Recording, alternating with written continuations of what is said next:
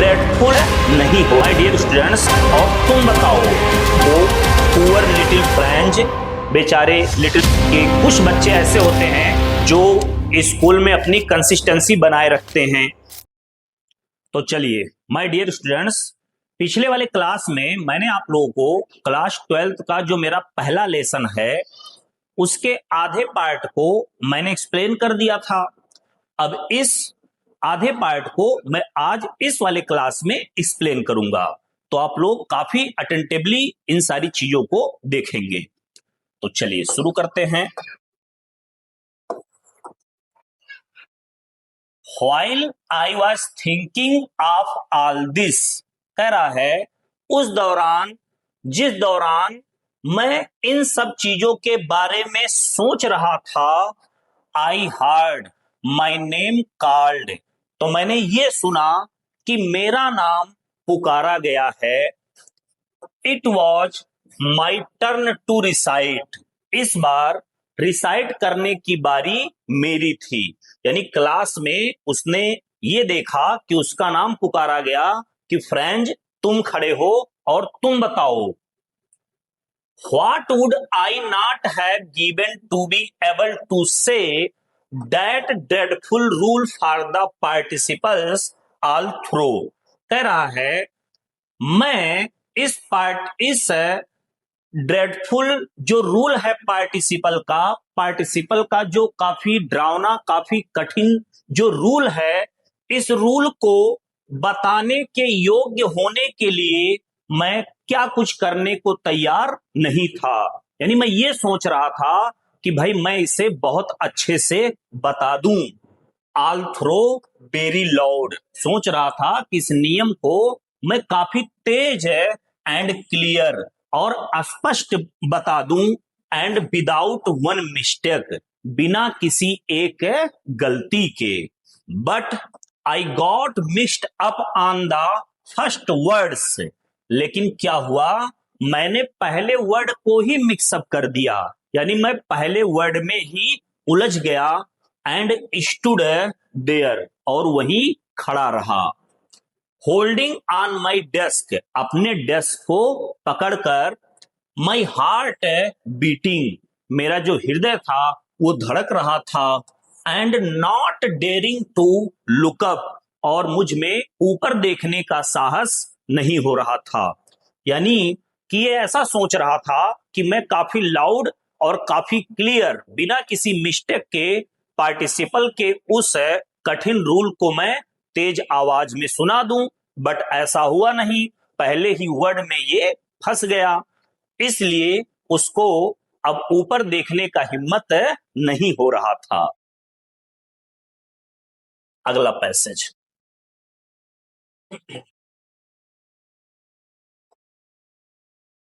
I heard एमहैमल से to me, मैंने सुना कि एमहैमल जी मुझसे कहते हैं, आई वोंट स्कॉल्ड यू, कि मैं तुम्हें डांटूंगा नहीं। लिटिल फ्रेंच, छोटे फ्रेंच, मैं तुम्हें डांटूंगा नहीं।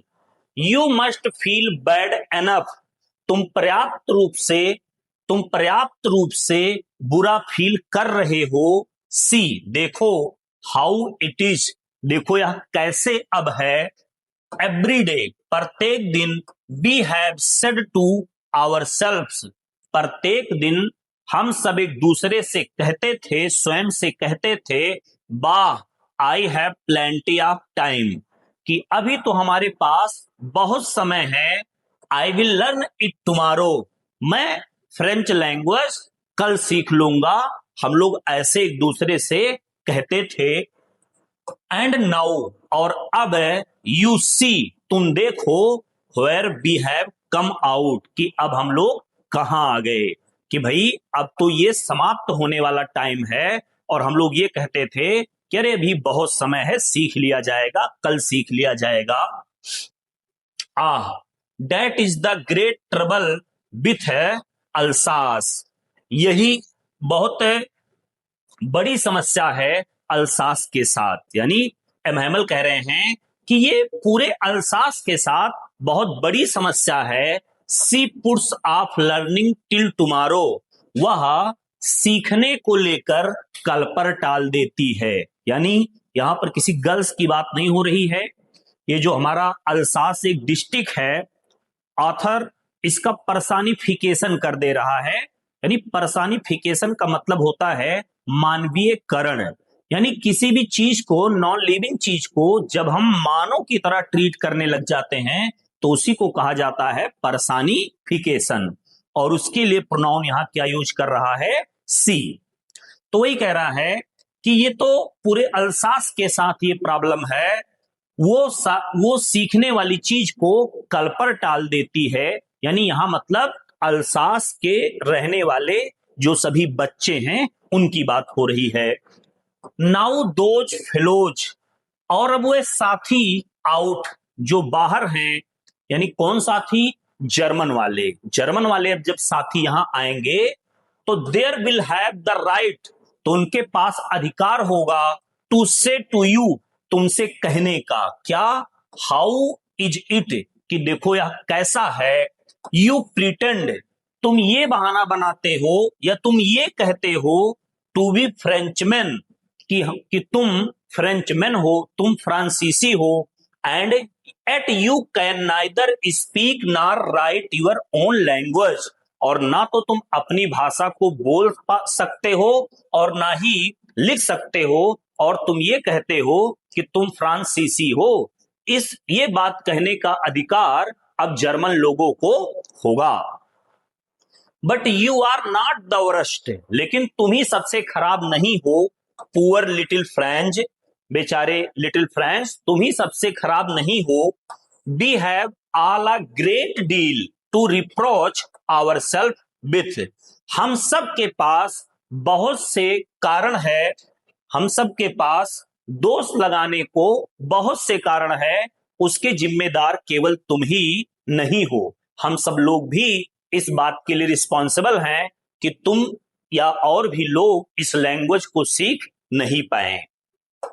चलिए भाई, आसान सा लैंग्वेज है।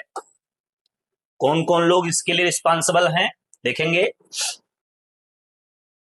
Your parents were not access enough to have you learn, कह रहे हैं महमल जी कि तुम्हारे माता पिता भी बहुत ज्यादा उत्सुक नहीं थे कि तुम सीखो, तुम फ्रेंच लैंग्वेज सीखो। तुम्हारे माता पिता भी बहुत ज्यादा उत्सुक नहीं थे। They preferred to put you to work on a farm और एट द मिल्स, वे लोग क्या ज्यादा प्रेफर करते थे, क्या पसंद करते थे? कि तुम काम करो एक फार्म पर या फिर कहीं मिल्स पर। जैसे हम लोग को यहां भी देखने को मिलता है कि कुछ बच्चे ऐसे होते हैं जो स्कूल में अपनी कंसिस्टेंसी बनाए रखते हैं, और कुछ बालक ऐसे होते हैं जिनके माता पिता घर की काम की वजह से उनको रोक लेते हैं। तो ऐसे बच्चे पढ़ाई नहीं कर पाते हैं।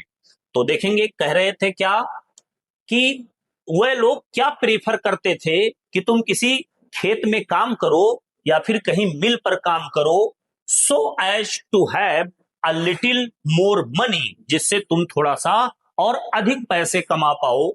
एंड आई, और मैं, I have been to blame also, और मैं भी इस बात का दोषी हूं, यानी मैं भी इस बात का दोषी हूं।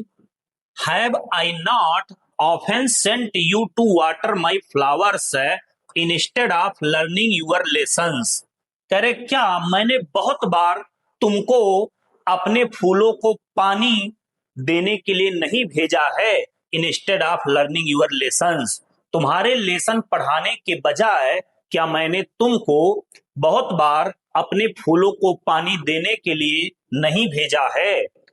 When I wanted to go fishing, कह रहा और जब कभी मैं मछली पकड़ने के लिए जाता था, did I not just give you a holiday, तो क्या मैं तो उस दिन तुम्हारे लिए छुट्टी नहीं कर देता था। तो यानी एमहैमल जी यही कह रहे हैं कि भाई ये जो तुम नहीं सीख पाए हो, तुम्हारे माता पिता भी इस बात के लिए रिस्पॉन्सिबल हैं और मैं भी हूं। क्योंकि बहुत बार ऐसा हुआ है कि जिस दिन तुमको लेसन पढ़ाना था मुझे, उस दिन लेसन पढ़ाने के बजाय मैं तुम्हें अपने फूलों को पानी देने के लिए भेज देता था। और जब कभी किसी दिन मैं मछली पकड़ने जाता था तब भी मैं तुम्हारे क्लास की छुट्टी कर देता था। पैसेज पर चलते हैं। इसका लैंग्वेज काफी सिंपल है, चलिए क्या है। Then from one thing to another, तब एक बात से दूसरी बात करते हुए M Hamel bent on to talk of the French language, तब एमहैमल जी फ्रेंच लैंग्वेज के बारे में बोलना जारी रखे। क्या बोलते हैं? सेइंग दैट, वो ये कहते हैं, it was the most beautiful language in the world, कि यह लैंग्वेज इस संसार में सबसे ज्यादा सुंदर लैंग्वेज है। द क्लियरेस्ट, सबसे ज्यादा स्पष्ट भी है। द मोस्ट लॉजिकल, सबसे ज्यादा तार्किक भी है। डेट बी, जिसकी we must guard it among us, जिसकी रक्षा हम लोगों के बीच में, जिसकी रक्षा करनी चाहिए। एंड नेवर फॉरगेट इट, और इसे कभी भूलना नहीं चाहिए। यानी एमहैमल जी ये कहते हैं कि भाई फ्रेंच लैंग्वेज इस दुनिया की सबसे ज्यादा स्पष्ट लैंग्वेज है, सबसे ज्यादा तार्किक लैंग्वेज है, और इस लैंग्वेज को हम लोग को अपने बीच में इसकी रक्षा करनी चाहिए, इसे कभी भूलना नहीं चाहिए। बिकॉज, क्योंकि when a people are enslaved, क्योंकि जब कोई व्यक्ति गुलाम बनाया जाता है, एज लॉन्ग एज, तो जितने लंबे समय तक, they hold fast to their language, जितने लंबे समय तक वो अपने लैंग्वेज को पकड़े रखते हैं, यानी वो अपने लैंग्वेज को जानते रहते हैं। इट इज, तो यह है, एज इफ, मानो कि they had the key to their prison, मानो कि ऐसा होता है कि वही लैंग्वेज उनके जेल की चाबी होती है। देन, तब ही ओपेंड अ ग्रामर, तब उन्होंने ग्रामर का बुक खोला। And read us our lesson, फिर उन्होंने हमारा लेसन हमको पढ़ाया। पैसेज को मैं ऊपर कर लेता हूं।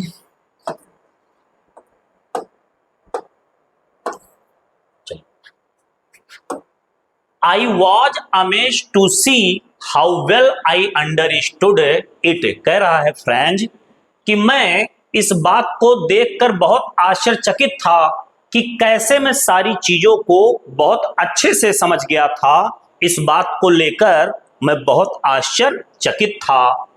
All he said, वो सारा चीज जो एमहैमल जी ने कहा था, seemed so easy, वो मुझे बहुत आसान प्रतीत हुआ। सो इजी, बहुत ही ज्यादा आसान प्रतीत हुआ।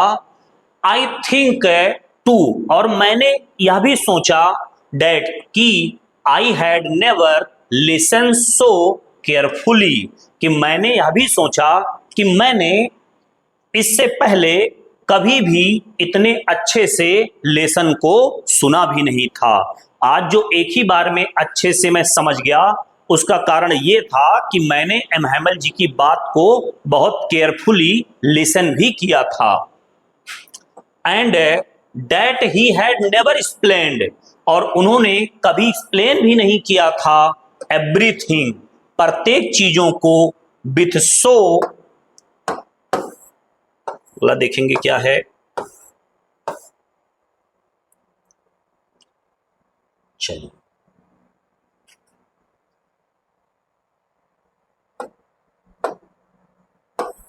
विथ सो मच पेशेंस, इतना ज्यादा अधिक धैर्य के साथ। उन्होंने कभी भी, उसको ये भी लग रहा है कि एमहैमल जी ने इतना ज्यादा धैर्य के साथ कभी लेसन को एक्सप्लेन भी नहीं किया था। इट सीम्ड ऑलमोस्ट, यह लगभग ऐसा प्रतीत हुआ, एज इफ, मानो कि the poor man wanted to give us, कि वो बेचारे सर जी हमें देना चाहते थे, ऑल ही न्यू, वो चीज जो सब नॉलेज जानते हैं, बिफोर गोइंग अवे, जाने से पहले। ऐसा लगता है कि सर जी को जितना भी नॉलेज था वो हम लोग में देना चाहते थे, कहां, इस देश को छोड़कर जाने से पहले। And to put it all into our heads at one strike, और वो ये चाहते थे कि एक ही बार में सारे नॉलेज को हमारे सिर के, हमारे दिमाग के अंदर भर दे, हमारे दिमाग के अंदर सारे नॉलेज को, सारे ज्ञान को एक ही बार में भर दे, ऐसा लग रहा था। आफ्टर द ग्रामर, ग्रामर के बाद we had a lesson in writing, हमारा लिखने का पाठ हुआ।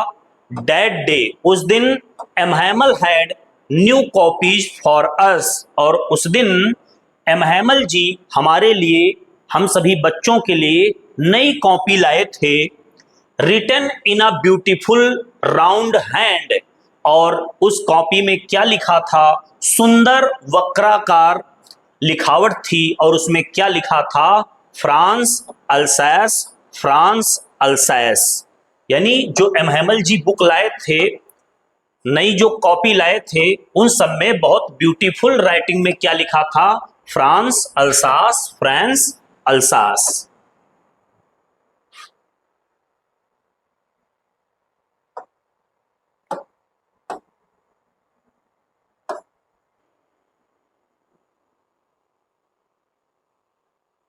चलिए,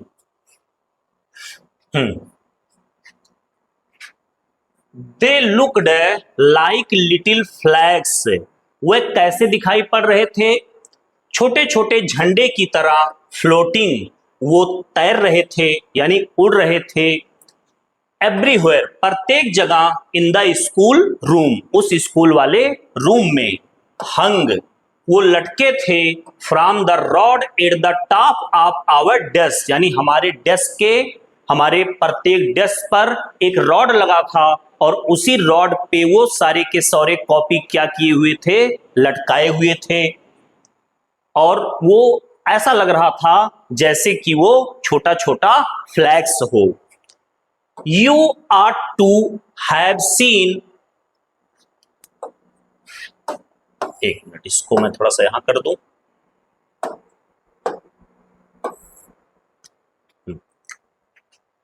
You ought to have seen how everyone set to work.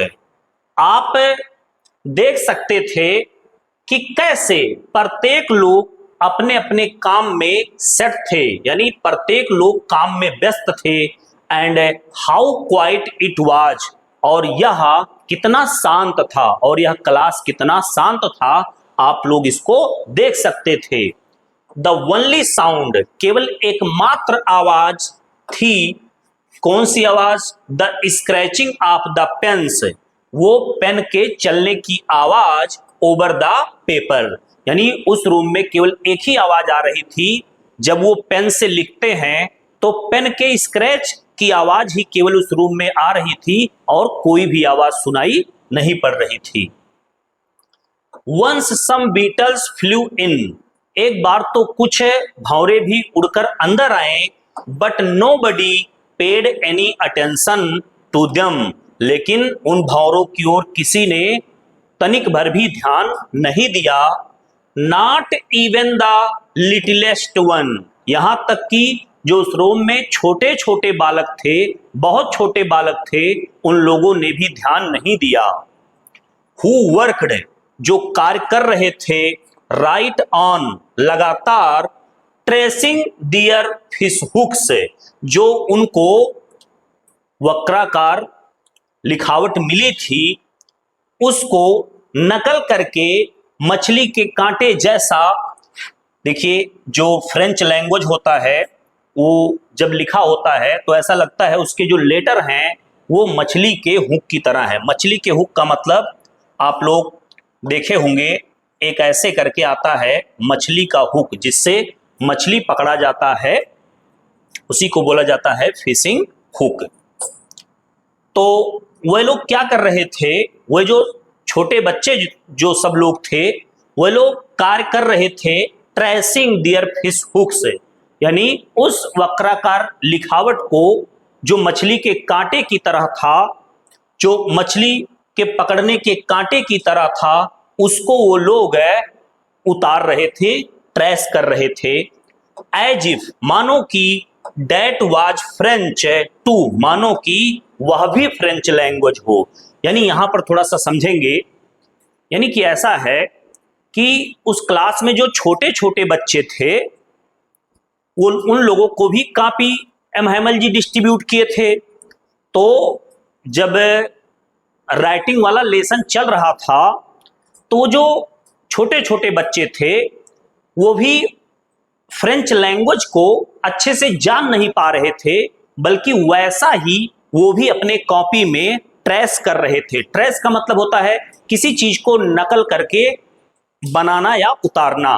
तो वो मछली के कांटे की तरह अपने कॉपी में उतार रहे थे। तो वही कहा गया है, ऑन द रूफ, छत पर, the pigeons cooed very low, छत पर जो कुछ कबूतर भी थे वो लोग को की आवाज, गुटरुगू की आवाज निकाल रहे थे। एंड आई थॉट टू माई सेल्फ, और मैंने स्वयं से ये सोचा, will they make them sing in German, कि क्या वह लोग उन कबूतरों को भी जर्मन लैंग्वेज में गाना गवाएंगे।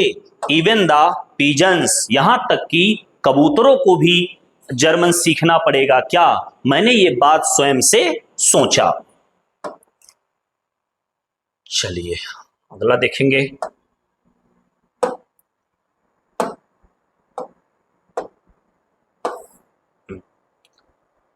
Wherever, जब कभी I looked up from my writing, जब कभी लिखते हुए मैं ऊपर देखता था तो ऐसा मैंने देखा, M Hamel sitting, M Hamel ji बैठे हैं, मोशनलेस यानी गतिहीन, यानी कि ऐसा लग रहा है कि आज एम हैमल जी एक्टिव नहीं हैं, बल्कि कुछ सैड दिखाई पड़ रहे हैं।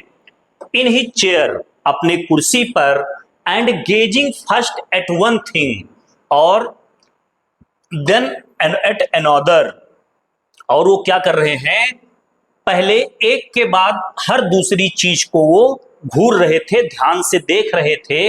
एज इफ, मानो कि he wanted to fix in his mind, मानो कि वो चाहते थे कि उनके दिमाग में सारी चीजें फिक्स हो जाएं।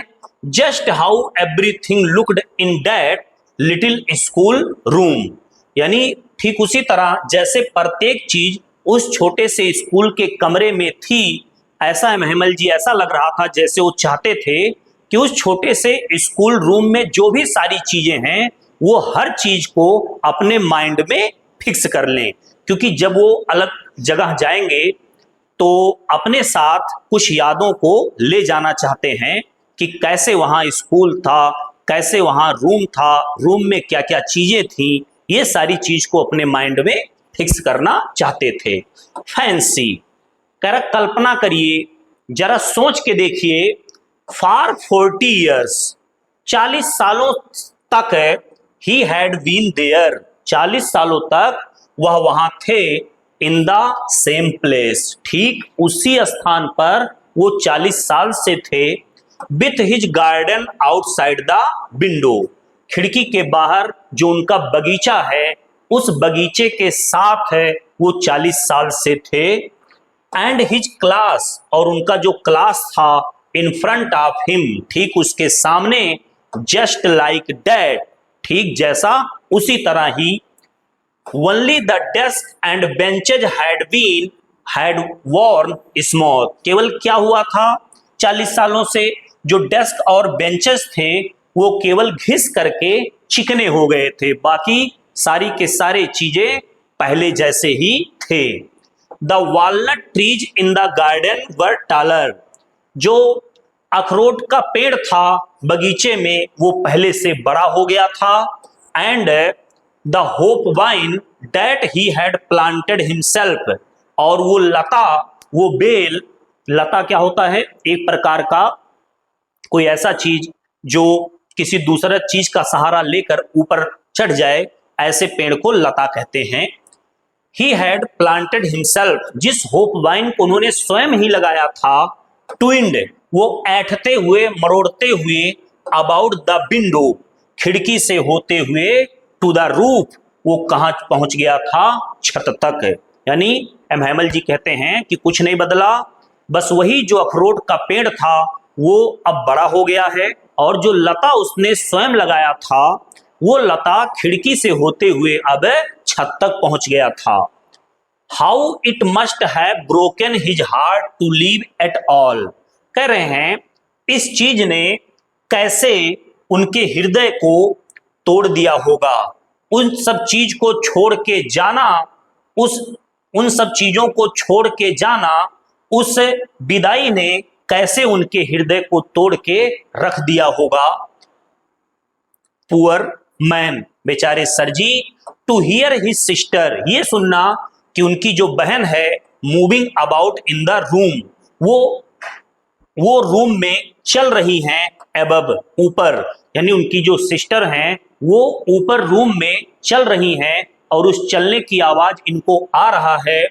पैकिंग, वो क्या कर रही थी, पैक कर रही थी डियर ट्रंक्स, अपने सामानों को, अपने संदूकों को, अपने बक्सों को। फॉर, क्यों, क्योंकि they must leave the country next day, क्योंकि अगले दिन उनको यह देश छोड़कर जाना था।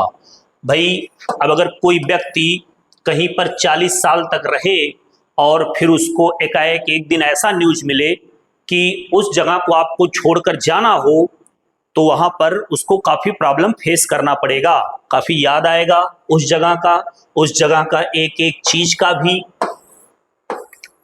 चलिए, but he had the courage to hear every lesson to the very last, लेकिन उनके पास इतना हिम्मत था सभी क्लास को सुनाने का, वेरी लास्ट, एकदम अंत तक। या लेकिन इतना तो चीज था, सर जी एकदम इमोशनल हो गए थे, फिर भी उनके पास इतना हिम्मत था कि सारे लेसन को लास्ट तक वो हम लोगों को पढ़ा दिए थे। आफ्टर द राइटिंग, अब लिखावट के बाद, we had a lesson in history, अब हमारा क्या पढ़ाया गया, अब हमारा किसका पाठ हुआ, हिस्ट्री का, इतिहास का। एंड देन द बेबीज, और तब जो छोटे छोटे बच्चे थे, चांटेड देयर, वे लोग अपना बोल रहे थे, बा, बे, बी, बो, बू, ऐसा आवाज वे लोग निकाल रहे थे। Down there at the back of the room, वहां रूम के पीछे क्या थे, old Hauser had put on his spectacles, वहां रूम के पीछे जो वृद्ध हॉसर थे वो अपने बड़े से चश्मे को पहने हुए थे। एंड होल्डिंग हिज प्राइमर, और अपने प्राइमर बुक को पकड़े रखे थे, इन बोथ हैंड्स, दोनों हाथों में, यानी उस अपना वो बड़ा सा चश्मा पहने हुए थे और प्राइमर बुक को दोनों हाथ में ओपन किए हुए थे, दोनों हाथ से पकड़े हुए थे। Spelled the letter with them, और उन्हीं छोटे छोटे बच्चों के साथ वह भी लेटर को बोल रहे थे, स्पेल कर रहे थे। यू कुड सी, आप देख सकते थे, डैट की, ही टू, कि वह भी, वाज क्राइंग, वह भी रो रहे थे। His voice trembled with emotion, और उनका जो आवाज था वो भावुकता से लड़खड़ा रहा था, यानी जब कोई व्यक्ति बोलते टाइम इमोशनल हो जाता है तो उसके आवाज जो है ट्रेम्बल करने लग जाते हैं, लड़खड़ाने लग जाते हैं। And it was so funny to hear him, और उनको ऐसा सुनना हम लोग को बहुत ही फनी लग रहा था। डैट वी ऑल वांटेड, जिससे हम सब चाहते थे, टू लाफ एंड क्राई, जिससे हम सब बच्चे हंसना भी चाहते थे और रोना भी चाहते थे। क्योंकि एमहैमल एज में, क्योंकि ओल्ड हॉसर एज में बहुत बड़े थे, तो जब वो रो रहे थे तो ये देख के हम लोग को हंसी भी आ रही थी, और अब ये सरजी हमसे नहीं मिलेंगे, ये बात सोच के हम लोगों को रोना भी आ रहा था। How well I remember it, इस पाठ को मुझे कितने अच्छे से याद है। डेट लास्ट लेसन, ये अंतिम वाला पाठ। अब आप लोग जान गए होंगे कि इस लेसन का नाम द लास्ट लेसन क्यों पड़ा, क्योंकि इसी लेसन के बाद अब वहां पर कहीं कभी भी फ्रेंच लैंग्वेज नहीं चलेगा, केवल क्या चलेगा, जर्मन लैंग्वेज, क्योंकि अब अल्सास और लॉरेन दो डिस्ट्रिक्ट किसके हाथों में चले गए, जर्मनी के। At once all at once the church clock struck 12, और तभी चर्च वाली घड़ी में 12 बजे। देन द एंजलस, फिर वो एंजलस नामक प्रेयर भी होने लगा।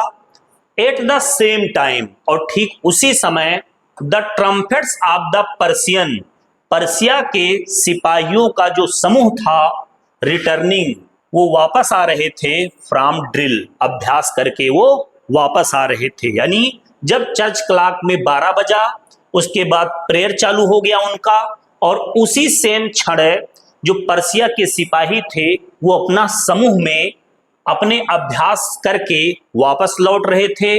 साउंडेड अंडर आवर विंडोज, और उनकी आवाज हमारी खिड़की के नीचे से सुनाई दी। यानी बाहर से वो गली में जा रहे थे और खिड़की से आवाज हम लोगों तक पहुंचा। फिर एमहैमल स्टूड अप, फिर एमहैमल जी खड़े हो गए। बेरी पैल, बल्कि बेरी पैल यानी उनका चेहरा पीला पड़ गया था क्योंकि वो सैड हो गए थे। इन हिज चेयर, अपने कुर्सी पर। आई नेवर सा हिम लुक सो टॉल, इतना लंबा मैंने उन्हें पहले कभी नहीं देखा था। यानी यहाँ बात शरीर की लंबाई की बात नहीं हो रही है। जैसे हम लोग कहते हैं कि उस व्यक्ति का व्यवहार बहुत ही गहरा है, यानी वो बहुत ही गहरे विचार का आदमी है। यानी इतना ज्यादा गहरा विचार वाले, इतना ज्यादा गहरा सोच रखने वाले एमहैमल को इससे पहले मैंने कभी नहीं देखा था। यानी मैंने कभी ऐसा नहीं देखा था कि एमहैमल सर जी इतना ज्यादा गहरे विचार वाले व्यक्ति हैं। यानी ये कहना चाह रहा है कि इनके विचार काफी महान थे और ऐसा मैंने कभी फील नहीं किया था। माय फ्रेंड्स, मेरे मित्रों, मेरे साथी, सेड ही, उन्होंने कहा, आय मैं, बट समथिंग चॉक्ड, हिम, लेकिन किसी चीज ने उनके गले को रूंध दिया। यानी चौक का मतलब होता है रूधना। तो कह रहा है कि लेकिन किसी चीज ने उनके गले को रूंध दिया। He could not go on, वह आगे नहीं बोल सके। यानी उनका गला बैठ गया और वो आगे अब नहीं बोल सके। फिर क्या हुआ? Then he turn to the blackboard, तब वह ब्लैक बोर्ड की ओर मुड़ गए। टूक अ पीस ऑफ चाक, उन्होंने चाक का एक टुकड़ा लिया। And bearing on with all his might, और अपनी पूरी शक्ति को लगाते हुए ही रोट, उन्होंने लिखा। As large as he could, जितना बड़ा वो लिख सकते थे उतना बड़ा उन्होंने लिखा। वी लव फ्रांस, फ्रांस की जय हो, फ्रांस जिंदाबाद। देन ही स्टॉप्ड, तब वह रुक गए। And leaned his head against the wall, और तब उन्होंने अपने सिर को दीवाल के अगेंस्ट झुका लिया। एंड विदाउट अ वर्ड, और बिना एक वर्ड के, ही मेड अ गेस्चर, उन्होंने एक अनुमान किया। टू अस, हमसे, विथ हिज हैंड्स, अपने हाथों से, उन्होंने अपने हाथों से मुझे एक संकेत दिया। हमें क्या दिया? स्कूल इज डिसमिस्ड, कि स्कूल समाप्त हो गया है। यू में गो, अब आप सब जा सकते हैं। तो यहां पर हमारा लेसन क्या हो गया? इंड। अब आप लोग देख सकते हैं कि कोई भी लैंग्वेज इस लेसन का टफ नहीं है, बहुत इंपॉर्टेंट भी है। आप लोग इससे एक्सप्लेनेशन को अच्छे से लर्न करेंगे, ताकि जब मैं इसका शॉर्ट आंसर, लॉन्ग आंसर जब लिखवाऊं तो आपको काफी डिफिकल्ट ना लगे। धन्यवाद।